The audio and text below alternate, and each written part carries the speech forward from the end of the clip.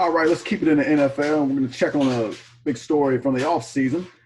Tom Brady, of course, he moved down to Tampa this year, and after 11 weeks, it's a little hard to tell which side is better off. Bill Belichick struggling to keep New England alive in the playoff race with his new quarterback, Cam Newton. Tom Brady's Bucks, they fared a little better, but they've suffered several primetime losses to playoff contenders, and they're likely going to be a wild card team at this point. All right, Cody, who seems to be on the winning side of this divorce at this point? Yeah, this is again. We traced the story back a while because that was like the biggest thing of the all season. We all remember. Oh, Brady and Bill, they're going separate ways, and I think that we expected a lot of success from both. I at least expected success from both of them. I thought the Bucks were going to be even better than their 7-5 record may sort of indicate. And I also thought the Patriots were still going to win the AFC East. I thought they were going to take care of business. I didn't really see the Dolphins being this good yet. Obviously, we all knew the Jets were going to stink. We knew the Bills would be their big contenders, but it was going to be close. I think a lot of people felt like, and I know there was a range, but once we learned Cam Newton was coming to New England, I think that there was a sense that okay, like they could still pull this off. But I think at this point, I would still say Bill Belichick is probably a bit ahead in this like sort of competition. I think when you weigh their situations and what they're dealing with. So, we had two games over the weekend that were kind of different contrasts. You had, of course, Tampa Bay. They went ahead and lost another one to Kansas City, another close game, their second loss in as many weeks, where New England got a surprising win over the Cardinals. They kind of ground out what was a very ugly win, but they had a couple things going for him. Stephon Gilmore, he outdueled DeAndre Hopkins, J.C. Jackson, he handled Christian Kirk a good bit. The Cardinals, they were really kind of selling out to stop the run in that game, and Cam Newton didn't really capitalize. It was one of those games where you look at the stats, you're like, how on earth did New England win this game? I mean, there's literally no way. But then they figured it out. They pulled off the win, and what kind of is interesting to me is that Bill Belichick is still kind of playing the same ball he played with Brady, just to a much lesser extent of usually having a strong defense and the offense and the rest of the team just finding a way to win some of these games, because New England has not really had a lot of pretty wins. I mean, the few they've had have been sort of struggles, but they've beat some decent teams. They've got wins against Miami, the Raiders, they throw in the Jets there. That's nice, I guess. But, the Ravens and the Cardinals, I mean, those aren't bad teams. I mean, those are all decent teams. All four of those teams I just mentioned could be playoff contenders. So the problem is with the Patriots, though, and Bill Belichick's even kind of alluded to this, is really that the defensive struggles they've had and the fact that Cam Newton, I think, didn't make that step or that transition we thought we were going to see. I think that we were hoping when Cam Newton got there to New England, he was going to change his game. We know that for years he was super Cam, pulling the chest open, and he was running around doing the things. But we know at this point in his career, running like that may not be his best interest, and he might be able to become more of a pocket passer. And we saw his last offensive coordinator he had in Carolina, he was starting to transition to that sort of game, the New England sort of shorter pass game, the quicker pass game, get it in, get it out type thing. And it hasn't really materialized. I don't think Cam's really had the accuracy for that. And some of these games, they've been rough, to say the least. But Cam Newton is still a player that can kind of figure out ways to grind some games out, just like this one. He wasn't great, but when he had to make a play, he did, and they figured it out. But the aftermath of running the Patriots like they did for so many years by not really spending big in free agency and picking late in the draft and having to sort of always build around Tom Brady and always try to, fill in the last few holes that we need, that whatever that roster needed to contend for another Super Bowl, that takes a toll. And you can't just keep putting off issues like that and not building like most teams do in the series of you're good for a couple years, you get down for a couple years, you get some drafts, get some picks, come back up. So the Patriots, I think, Bill's really feeling that pinch right now of having very limited guys to work with on defense, on offense. Their receivers are not very good. The ones they have in and out, Julian Edelman's been in and out. He's out, I think, with COVID right now. N'Keal Harry has not materialized that well at all. You look at the box score on Sunday. I mean, it's like, ooh, what is this? It's bad, So, but I think that overall, you're looking at what Bill's dealing with is he's got a depleted roster. He's got a lot of holes to fill, and the fact that to me that they're winning games at all at this point with how Cam Newton without Cam Newton becoming like the guy we thought we might get, and instead just getting like this kind of budget feeling Cam Newton. Which, to be clear, Newton hasn't been atrocious. He's just not been all that great. You look at what he's getting paid, it's really not that bad. But when you look at what we were hoping to get out of a Bill Belichick-led offense with Cam Newton at the helm, it's disappointing. So to me, the Patriots at 5-6 and only 2 games out of the playoff hunt, that's not atrocious to me. I feel like that Bill Belichick is doing about as good as he could do with this team. Whereas the other side, you look at what Tom Brady's doing with. We know that he has every weapon under the sun. I mean, he's got a very smart coach, a very well-respected coach in Bruce Arians. He's got like 9 running backs that have all been prominent at some point. They just signed Antonio Brown's running around out there as like the 5th receiver on the team. I mean, he's got his tight end. I mean, we've lauded over and over the Bucs offense and the weapons and how they look on paper. Like we've all said a couple of times, I've said it once or twice. You can't just put a bunch of good parts in a box and shake it up and get a finished product. And that's the problem the Bucs continue to have. I mean, yeah, did Tyreek Hill destroy them on Sunday? Yeah, sure he did. He was absolutely untouchable. He looked like someone playing Madden out there with a 99. I mean, just no one could do anything about it, no matter what play you called. But I think when you look at the Bucs, there's a disconnect between Bruce Arians and Tom Brady. I think that their philosophies and how they want to play the game are different. I think Bruce Arians is a bigger play guy. He's a guy that you go out and you run the offense that you run and you try to get some big plays. And Brady just doesn't have that in him anymore. Like you notice a lot of the picks that Brady throws when you watch the Bucs play, which is, by the way, uncharacteristically high for him. There's a lot of like these longer throws where it looks like he's just closing his eyes and just ripping it down the field, and then it just gets picked, and it's just like, what was that?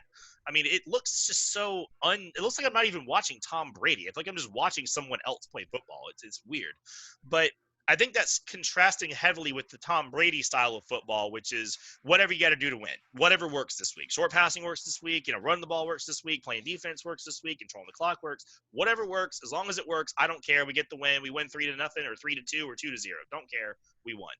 And I think that chemistry issue between Brady and Arians is really starting to clash. And you've seen Arians take these kind of like shots at Brady. You've heard him say a couple subtle shots. Yeah. Yeah. It's like, it's not just calling him out, but he's saying like, yeah, well, we had this play dialed up and Tom just got to hit it. And, Brady's had his gaffes. We all remember the 4th down gaff where he thought it was 3rd down. It was 4th down or whatever. And it's what they're able to do. They have so much talent. They can beat bad teams. They can whip up on the bad teams. But when it comes to a solid playoff team, like, I don't know, the Saints, for example, that beat them twice, or even the Rams or even, the Chiefs, they expose those bigger issues and they come out and they've had a lot of ugly primetime games. I mean, we've seen a couple of them. I mean, it's just not good. Even the one against the Bears. I mean, that was an ugly football game. And it feels like the Bucs are so far from where they should be versus I feel like the Patriots at this point are probably about as good as they could be with the situation. So to me, I think Bill's doing a little bit better in the divorce, but there's still a couple more weeks of football left to play. Yeah, I think I disagree slightly overall, just at the basis of the question, because I think Brady's still winning at this point. But if you ask this, maybe a month ago, I think it would have been a decided advantage for Tom Brady. But what you've seen over the past 4 weeks for both teams is these teams are almost amazingly so are headed in polar opposite directions. New England's won 3 of 4. Tampa Bay's lost 3 of 4. And oh, by the way, just as a side note, don't read anything into this at all. The Bucs are 1-3 with Antonio Brown. I'm just going to throw that in there. I'm not drawing any conclusions at all to that. I'm not saying he's the problem or anything. I'm just saying it's awful curious that since Antonio Brown has been on this team that they're 1-3. I will say, though, I would go I do believe that Tampa Bay is in a better position right now. But I guess you know what? Check back in a week or two. If this continues and if somehow New England keeps winning and Tampa Bay keeps losing, then if Tampa Bay somehow falls out of the playoff hunt, I don't know if they do because the schedule, every game they have left is against a sub-500 team. But also keep in mind, Minnesota is not as bad as their record is. I don't believe so. Atlanta has played much better since Dan Quinn got booted out of there. And Detroit's Detroit. I don't much expect much from them. But we've seen them play well in spurts. So it's not like these are Tampa Bay. You would look on paper, and I would think Vegas would say they would favor them in every one of those games probably. But I don't think none of those are cakewalks. So we'll see. Meanwhile, New England's obviously on the outside looking in, but their schedule is not as difficult as you might think. I think every game for the last, they got another game against the Jets, so you'd like to think they can win that one. But I mean, it is a 3-game road trip they have coming up. But the Chargers and Rams, so you get to stay in LA for 2 weeks. The Chargers with a rookie quarterback, that's a big reason I had the Patriots beating the Cardinals, because sometimes you just have games where you go with it's the coach and the quarterback or one or the other. I went with Bill Belichick over Cliff Kingsbury. That's pretty much what I said. I believe Bill Belichick can implement a game plan, and he can do enough to slow Kyler Murray down. That's pretty much what happened. And plus, you get a little special teams magic here and there. They got Gunnar Olszewski, whatever his name is, had a big punt return that kind of sparked them. I believe it was late in the first half. You look at things like that. That's why I went with the Patriots. Not trying to say I'm a genius or anything, but just want to throw that in there. But look, when you look at Bill can still do these things. He can still coach football. And it really is surprising, because when you look at Cam Newton, if you just look at touchdowns, interceptions, it is a complete train wreck. If you'd have told someone, hey, New England's going to be at about 500 and Cam Newton's going to have 4 touchdowns and 9 interceptions, you'd probably get laughed off the face of the earth. Yep. That's what's happened, though. Amazingly so. 4 touchdowns and 9 interceptions, and New England is seemingly on a little bit of a hot streak. It's remarkable. And I do think the thing that we had hoped had happened has definitely not materialized, which is what I talked about when he got signed. You'd like to see Cam Newton make that transition, because as he ages, you got to believe he's not going to be able to take as many hits, but it don't look like he's there yet, because he is running the football quite effectively. He's got 9 rushing touchdowns, so he's still able to do that. And his completion percentage, although the touchdown interception ratio is not what you want to see, 67% of his passes are being completed. And that is in keeping with a receiving core that really isn't as impressive as I'd have hoped they would have maybe developed. We know I think Edelman's out right now. You're right about N'Keal Harry. I don't think we've seen, the development we'd like to see from him. Mohamed Sanu, the guy they traded a 2nd-round pick for last year, not even on the team anymore. I mean, we're out there looking at Damiere Byrd is the receiver that we have to worry about. Damiere Byrd. Think about that. We know they ain't got a tight end.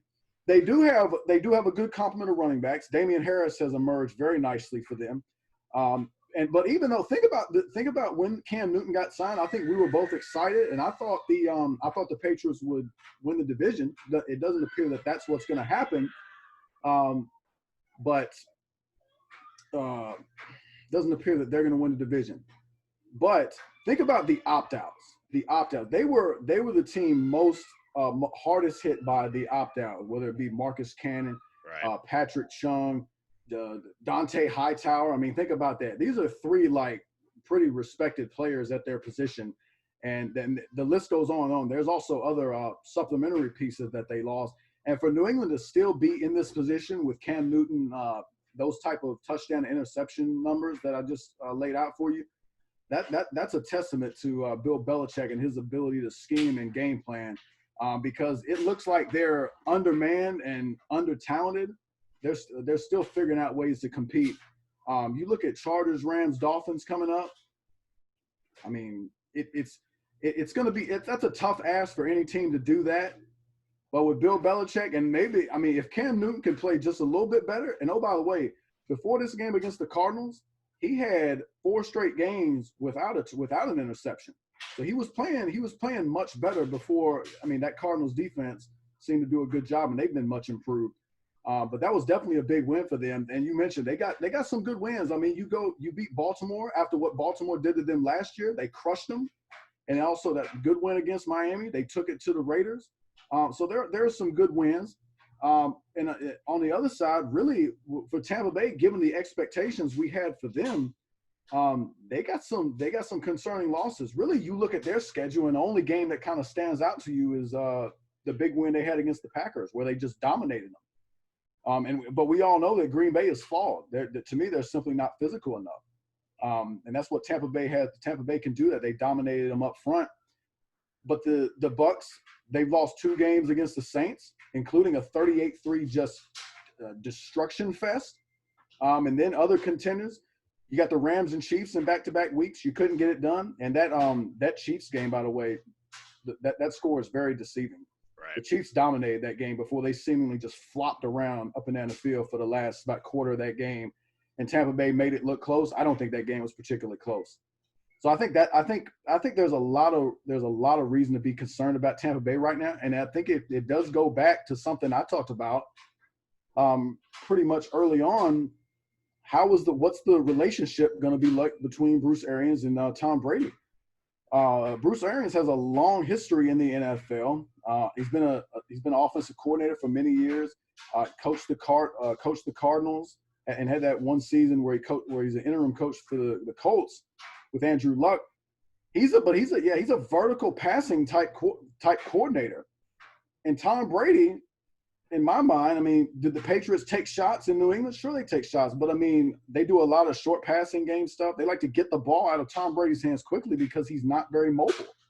And when you have a guy that just is doing straight dropbacks consistently, and then you also look at the fact that the Bucs offensive line, I mean, those offensive tackles, I mean, I'm not sold on them. You're not sold on them.